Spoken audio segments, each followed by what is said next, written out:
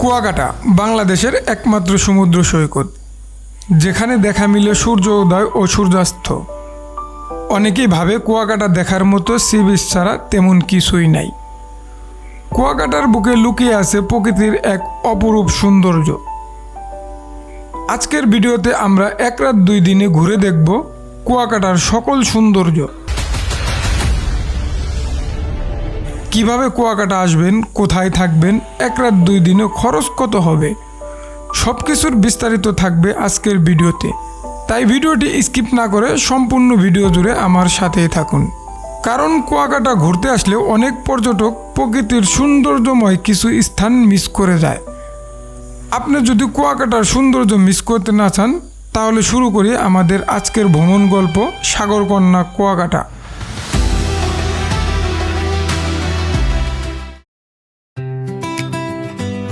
আমাদের আজকের যাত্রা শুরু করছি ব্যস্ত শহর খ্যাত ঢাকার গাবতলী বাস টার্মিনাল থেকে। আমরা যাচ্ছি শ্যামলী পরিবহনের নন এসি বাসে রাত 8:30টার গাড়িতে। জনপ্রতি ভাড়া নিয়েছে 800 টাকা। ঢাকা থেকে কুয়াকাটা এসি বাসের ভাড়া জনপ্রতি 1100 থেকে 1400 টাকা। আল্লাহর নাম নিয়ে আমরা যাত্রা শুরু করি। যাত্রাপথে আমাদের বাস যাত্রাবিরতি দিয়েছিল মুকসেদপুরের জমজম হাই হোটেল অ্যান্ড রেস্টুরেন্টে।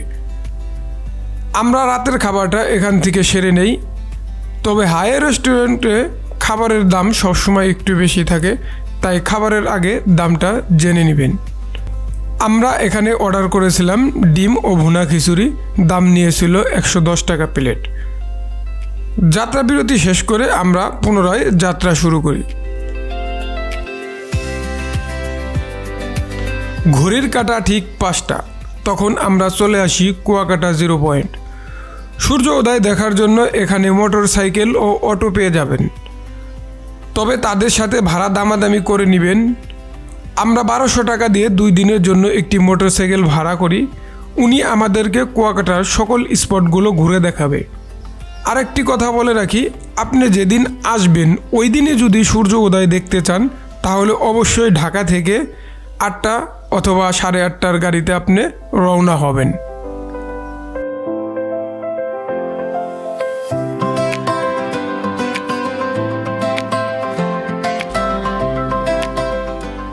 সূর্য উদয় দেখার জন্য আপনাদেরকে গঙ্গামতির চরে আসতে হবে। গঙ্গামতি চরে যাওয়ার জন্য এরকম একটি খেয়া পার হতে হবে। ভাড়া নেবে জনপ্রতি 50 টাকা। খেয়া পার হয়ে কেওড়া গাছের মাঝখান দিয়ে বাইকে করে যাওয়া অন্যরকম এক অনুভূতি কাজ করছিল নিজের ভেতর। আপনার যদি ভাগ্য ভালো থাকে, তাহলে মারাত্মক লেভেলের কিছু সুন্দর দৃশ্য দেখতে পাবেন সমুদ্রের পাড়ে।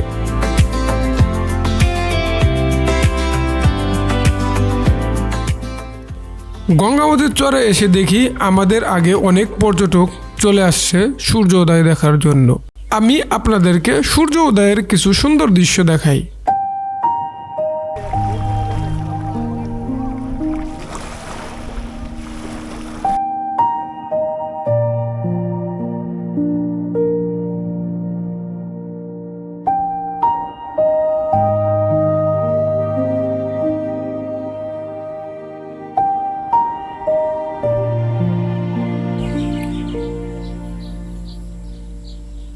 আমরা সূর্য উদয় দেখে এখন আমরা আসছি লাল কাঁকড়ার বিচে। এখানে অসংখ্য লাল কাঁকড়া আছে, কিন্তু মজার বিষয় হচ্ছে আমাদের দেখে গর্তে ঢুকে যায়। আমি আপনাদেরকে একটু দেখাই। এখানে শত শত কাঁকড়ার গর্ত চোখে পড়ে এবং দেখা যায়, তবে ক্যামেরায় ফ্রেমবন্দি করাটা কষ্টকর ছিল। আমি কাঁকড়া ধরার চেষ্টা করেছিলাম এবং কাঁকড়ার গর্ত খুঁড়েছিলাম, তাও কাঁকড়া ধরতে পারি নাই। তবে গঙ্গামতি চরের এই অংশটা ভাই আমার কাছে সেরা। আমার মনে হয় জীবনের সেরা একটি সকালের সূর্যোদয় দেখলাম এবং সকালের সময় পার করলাম।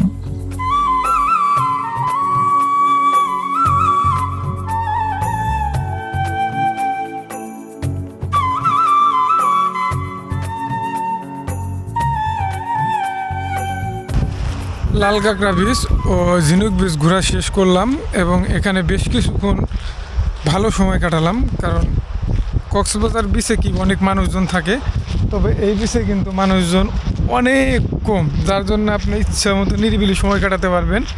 তো আমরা যেহেতু সারা রাত জার্নি করে আসছি, এখন হোটেলে চলে যাব, ওইখান থেকে সকালের নাস্তা করব এবং বিশ্রাম নিয়ে তার পরবর্তীতে বের হবো।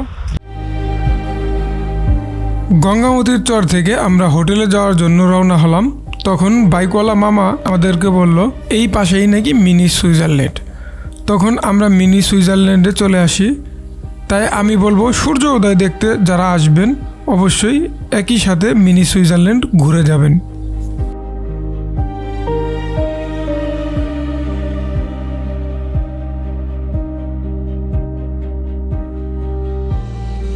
তো এই যে দেখতে পাচ্ছেন সবুজ ভাই দুল খাইতেছে। সবুজ ভাই দুল খাই কেমন লাগতেছে?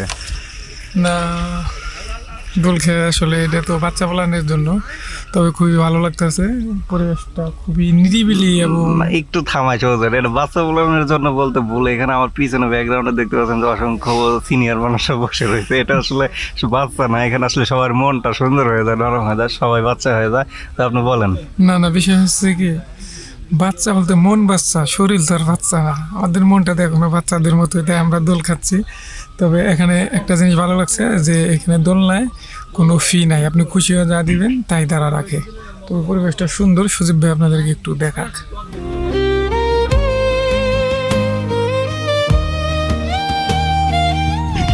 আসলে বর্তমানে আলোচিত মিনি সুইজারল্যান্ড, মূলত এটার নাম হলো কাউয়ার চর। কিন্তু দর্শনার্থী যারা আসে ঘুরে অনেকটা সুইজারল্যান্ডের মতো দেখতে, তারা নিজেরাই ঘুরতে এসে নাম দিছে সুইজারল্যান্ড। তার জন্য বাংলাদেশে বর্তমানে ভাইরাল হয়েছে সুইজারল্যান্ড নিয়ে। তো এখানে যে এক ভাই আছে দোকান করে এবং তার বেশ কিছু দোলনা আছে, তার কাছ থেকে একটু জানি যে দোলনার বিষয়টা কেমনি। এটা আপনার যে খুশি যদি কেউ দেয় টিপস এগুলো রাখি, আর যদি খুশি না দেয় তাহলে রাখি না। তবে ভাই কিন্তু একটা মানবতার কাজ করতেছে, যে এটা আসলে আমরা বাংলাদেশের বিভিন্ন জায়গায় ঘুরি, সব জায়গায় কিন্তু এই জিনিসটা পাই না, এখানে এসে পাইলাম। তবে এই যে বাইরে একটা দোকান আছে, আর একটা দোকান পাশাপাশি আছে এখানে দুইটা দোকানে আপনারা চা নাস্তা বিস্কিট খাইতে পারবেন। মহিষের দুধের চাও আছে, সে মহিষের দুধের চাটা টেস্ট করবেন। আমরা যেহেতু আগে জানতাম না, লাল চা খেয়ে ফেলছি।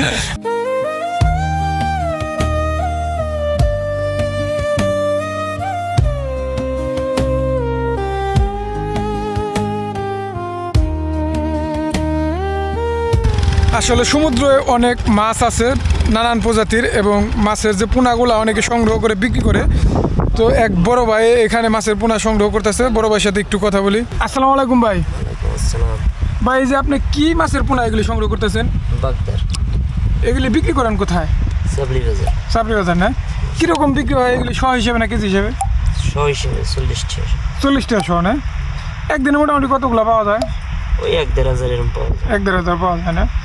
এগুলি কই যে জাল দিয়ে ধরেন না কেমনি ধরেন? আসলে পোনাগুলো খুবই ছোট, কিন্তু মাছটার দামি মাছ আর কি, সমুদ্রের মাছ যেহেতু।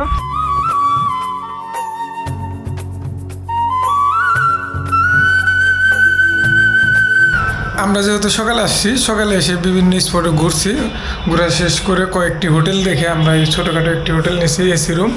ওই যে আপনাদের এসি, আর এখানে এক বেডের রুম, 2 জন থাকা যাবে। আমাদের রুমটা ভাড়া নিছে হলো 1200 টাকা, আর এই হচ্ছে তাদের ওয়াশরুম। তো আমার মনে হয় 1200 টাকা খুব একটা খারাপ হয় নাই। ফ্রেশ হয়ে আমরা সকালের নাস্তা শেষ করি এবং 2-3 ঘন্টার একটা ঘুম দিই। ঘুম থেকে উঠে দুপুরের খাবার খেয়ে আমরা রাখাইন পল্লীর উদ্দেশ্যে রওনা হই, কারণ আমরা সি বিচে দ্বিতীয় দিন ঘুরবো এবং সূর্যাস্ত দেখব দ্বিতীয় দিন। আমরা এখন রাখাইনপল্লীর উদ্দেশ্যে যাচ্ছি। ওইখানে যে রাখাইনদের তৈরি তাঁতের যে জিনিসপত্র আছে সেগুলি দেখব, এবং তাঁত শিল্পের যে একটা মার্কেট আছে সেই মার্কেটটিও ঘুরে দেখব। তবে আমরা এখন নিচে নামছি, হালকা গুড়ি গুড়ি বৃষ্টি নামতেছে, গ্রামের আঁকাবাঁকা রাস্তা দিয়ে যাচ্ছি, একটা গ্রাম বাংলার ফিল পাচ্ছি আর কি। আমি আপনাদেরকে একটু দেখাই।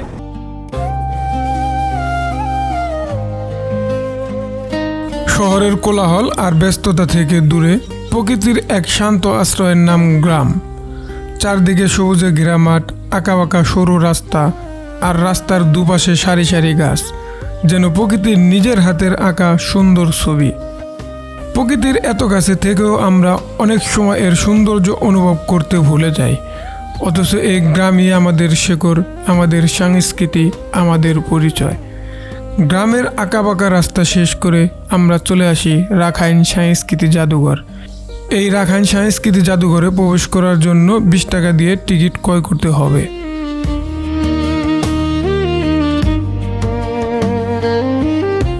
মন্দিরের ভিতরে প্রবেশ করার পর জানতে পারলাম এটি এশিয়ার সর্ববৃহৎ মূর্তি, যার কারুশিল্পী সত্যি অসাধারণ। এ মন্দিরে রাখাইনদের নানা ইতিহাস ব্যানারে লিপিবদ্ধ করা আছে।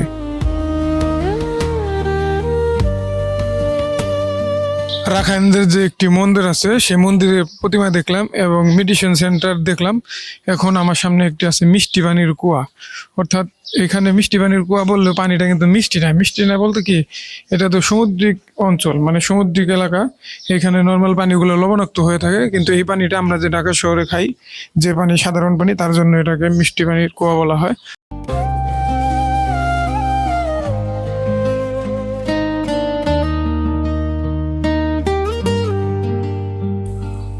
ঐতিহ্যবাহী মিষ্টিপাড়া রাখাইন তাঁতপল্লী। এখানে তাঁতের তৈরি গামছা, লুঙ্গি, শাড়ি কাপড় সহ প্রায় সব ধরনের তাঁতের তৈরি পোশাক পাওয়া যায়। নিজের পছন্দ মতো পোশাক কাস্টমাইজ করে নেওয়া যায়। তবে কাপড় তৈরির এই শব্দটা আমার কাছে বেশ ভালো লাগছিল, আমি বিষয়টা উপভোগ করতেছিলাম। আমি বলবো কুয়াকাটা ঘুরতে আসলে অবশ্যই রাখাইনদের তাঁতপল্লী ঘুরে যাবেন, আশা করি খুব একটা খারাপ লাগবে না।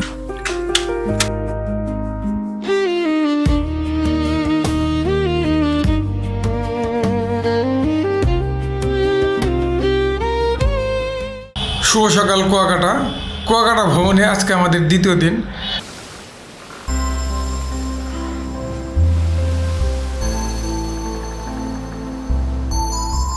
আমরা আসছি এখন 0 পয়েন্টে, যেটাকে সি বিচ বলে। সি বিচের কর্নারে আমরা এই যে ছাতার নিচে বসে আছি।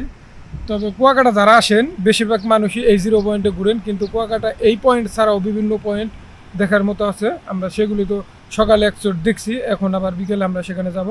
তবে যেহেতু কুয়াকাটা আসছি, 0 পয়েন্টে না আসলে কেমন দেখা যায়, তার জন্য আসলাম এবং কিছু এরিয়াল ভিউ নিলাম, সেটা আপনাদেরকে দেখাবো।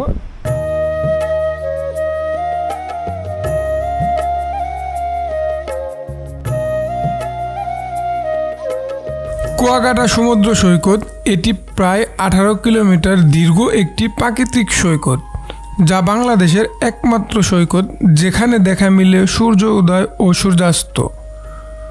বর্তমানে কুয়াকাটা শুধু সমুদ্র সৈকত নয়, এটি বাংলাদেশের অন্যতম পর্যটন কেন্দ্র।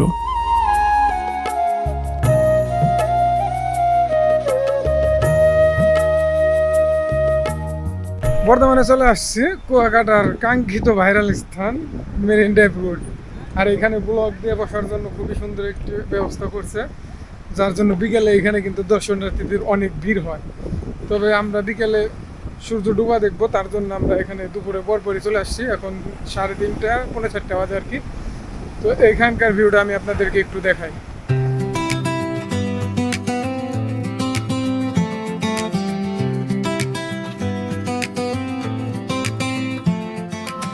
এই ব্লক পয়েন্টটা মানুষের কাছে বেশ জনপ্রিয়, আর জনপ্রিয়তার কারণ আমি এখন হারে টের পাচ্ছি। কারণ এখানে যখন আপনি এসে দাঁড়াবেন, এই যে সমুদ্রের ঢেউগুলো আসছে এসে পড়ে, এবং সমুদ্রের ঢেউর যা সাউন্ডটা, আওয়াজটা খুবই সুন্দর শোনা যায় এবং মনোমুগ্ধকর একটি পরিবেশ।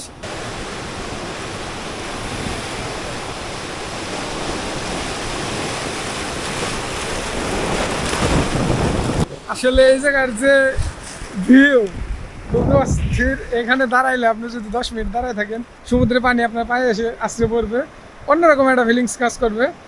ব্লক পয়েন্টের ভিউ এটা টেকাতে পাওয়া যাবে না, না দেখলেও বিশ্বাস করা যাবে না। আমি কিছু যে ড্রোন শট নিলাম, অস্থির ভিউ ভাই, জীবনে একবার হইলে এই ব্লক পয়েন্টে আসবে।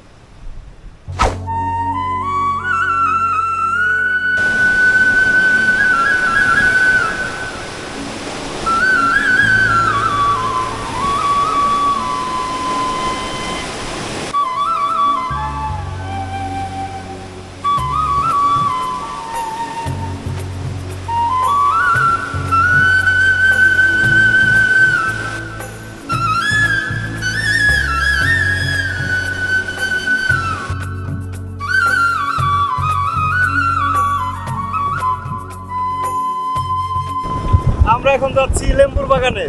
তবে আমরা এই মেরিনটা রোড দিয়ে যাচ্ছি, আমাদের হাতের বাম পাশে সমুদ্র, ডান পাশে গ্রাম, ঠিক আছে, তাও গাছ।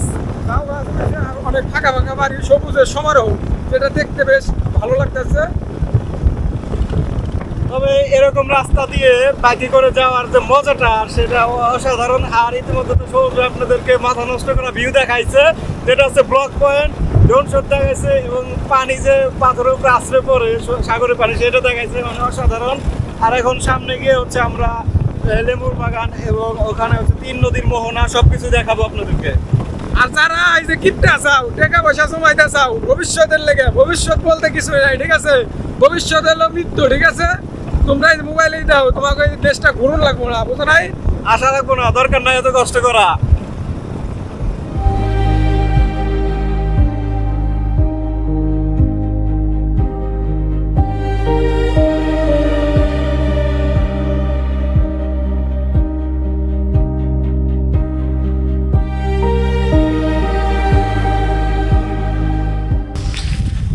সত্যিকার অর্থে আমি কিন্তু গ্রামগঞ্জে ঘুরে বেড়াই, আর গ্রামের যে সবুজ প্রাকৃতিক পরিবেশ সেটা কিন্তু আমার বেশ ভালো লাগে। তবে এইখানে এসে চারপাশ দিয়ে সবুজের সমারোহ ভরা, ঝাউবন দিয়ে ভরা, মনে করেন যে এই যে আমি এখন যেখানে দাঁড়িয়ে আছি চারপাশে শুধু ঝাউবন, বড় বড় ঝাউবন, অস্থির একটা ফিলিংস কাজ করতেছে। এটা আসলে আপনারা যদি না ঘুরেন, এখানে না আসেন, মানে ফিল্ডে অনুভব করতে পারবেন না। তবে সমুদ্র পাড়ে তো যাবো। এই যে সজীব ভাই আছে আজকে আমার সাথে।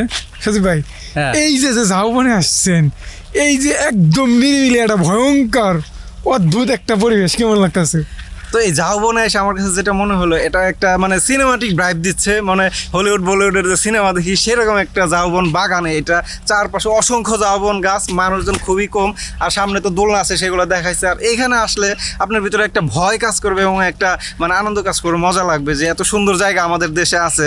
সেটা আপনারা যারা কুয়াকাটা আসবেন অবশ্যই এই ঝাউবনে ঘুরবেন, কারণ এখানে আসলে আপনার মন একদম শান্ত হয়ে যাবে। চারপাশে কি সুন্দর গাছ, এখানে যদি আপনারা পিকনিক করেন বন্ধু বান্ধব নিয়ে এসে আরও সবচেয়ে বেশি বেটার লাগবে। আসলে আপনার কুয়াকাটা যারা আসেন ওই বীজ দিয়ে ঘুরেন, লেম্বুর বনে অনেকে আসেন, কিন্তু এই ঝাউবনটা লেম্বুর বন থেকে আরও অনেকটা ভিতরে, 3 নদীর যে মোহনা আছে তারই পিছনে। তো পরবর্তীতে যারা আসবেন এখানে অবশ্যই ঘুরতে আসবেন।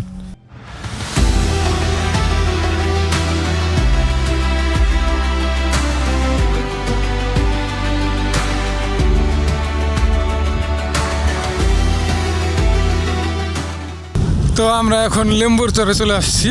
আর আপনার হচ্ছে যে ঝাউবনে ছিলাম ওইখানে যেরকম দোলনা ছিল, লেম্বু চরে অসংখ্য দোলনা আছে। এখানেও সিস্টেমটা একই রকম, আপনি বসে যদি খুশি হয়ে তাদেরকে জায়গা দিবেন তারা তাই রাখবে। দোলনাগুলো খুব সুন্দর, দেখেন সারিবদ্ধভাবে আসলে দোলনাগুলো সাজিয়ে রাখছে।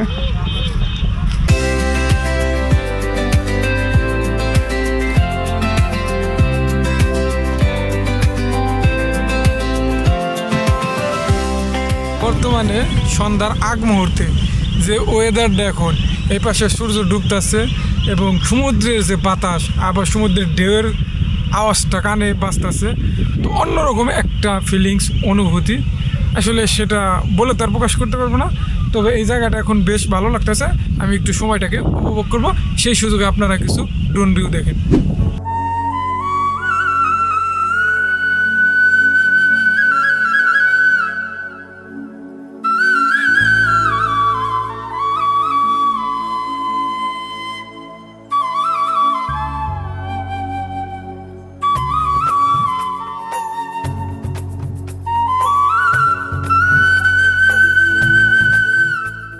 আমরা এখন 3 নদীর মোহনায় অবস্থান করতেছি। এখানে হচ্ছে বলেশ্বর, পায়রা আর হলো বাঁশখালী। এই নদীটা 3টা নদীর মাথা, এখানে মুখ একখানে হয়েছে, যার জন্য এটা দেখার জন্য অনেক মানুষ এখানে আসে। তবে এখানে যে জিনিসটা চোখে পড়ে সেটি হচ্ছে ছোট ছোট ধান গাছের মতো কি জানি হয়েছে সবুজ, আর সামনে ওইগুলি হচ্ছে আপনার ঝাউ গাছ না, অন্য ওই কি জানি একটা জাতের গাছ, সুন্দরবনে যে কেওড়া গাছ হয়, ওই কেওড়া গাছই সম্ভবত। কেওড়া গাছ অনেক হয়েছে, তার জন্য এই মাঠটা সবুজ ভরে গেছে। মনে হইতেছে ওই যে আমরা যে এসে গেছিলাম মিনি সুইজারল্যান্ড কুয়াকাটার ওই পাশে, ওইটার চাইতে এটা যদি শুকনা হইতো, আসলে কাদা তো এখানে যাওয়া যায় না, শুকনা হলে ওইটার চাইতে এটা সবুজ অনেক বেশি, এইটাই মিনি সুইজারল্যান্ড বলে মানুষের কাছে পরিচিতি লাভ করতে। আমি একটু দেখাই, আসেন।